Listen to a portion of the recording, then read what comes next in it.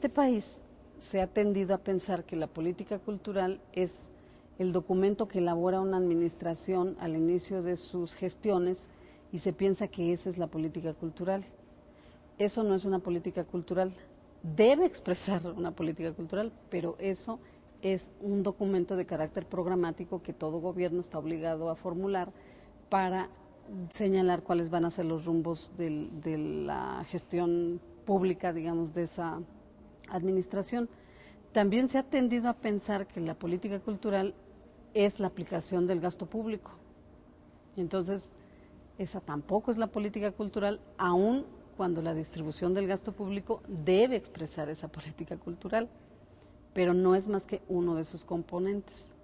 Tampoco es la política cultural la simple administración de las instituciones culturales, porque también se ha tendido a pensar que eso es la política cultural. Forma parte de la política cultural, pero tampoco es la política cultural.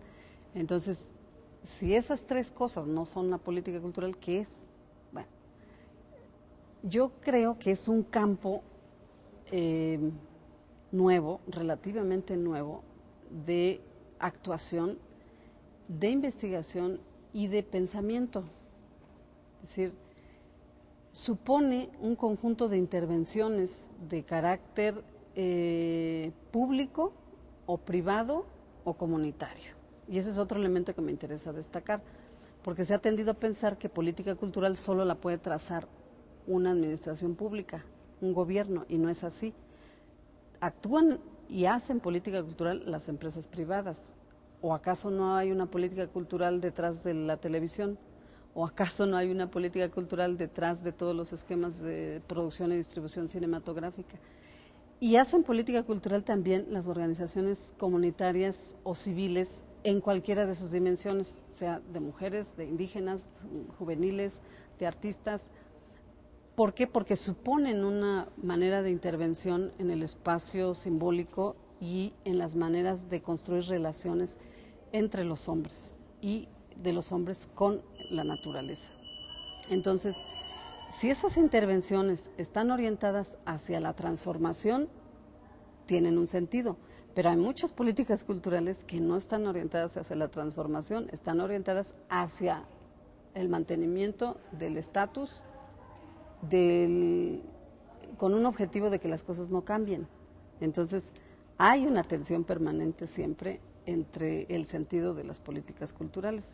Ahora, ¿qué es lo que hace diferente una política pública ahora? Porque esto que estoy definiendo en términos generales puede ser todo el siglo XX, digamos que es el siglo del surgimiento de las políticas culturales como campo autónomo, tanto de investigación como de actuación. Pero lo que hace diferente estas intervenciones ahora, en el principio del siglo XXI, es que se están dando en el contexto de la desterritorialización, es decir, de la pérdida de peso del espacio territorial como criterio único. ¿Por qué? Porque estamos en un contexto de globalización, en donde este proceso de planetarización de los fenómenos culturales tiene expresión en los ámbitos cotidianos, en los ámbitos comunitarios y prácticamente en todas las esferas de la vida social, en la educación, en la gastronomía, en todos los ámbitos. Entonces, estas intervenciones que puede hacer el Estado, la empresa privada o las organizaciones civiles tienen que entenderse en el ámbito de lo simbólico y en estas relaciones con la naturaleza y entre los hombres, pero en un contexto de globalización y en un contexto de fragmentación que suponen otras formas de esa actuación. Y justamente ahora estamos en uno de esos retos. ¿Cómo actualizar y cómo actuar en un contexto que se ha transformado radicalmente, no solo por la globalización, me faltaba señalar otro fenómeno, por el resultado de la revolución tecnológica?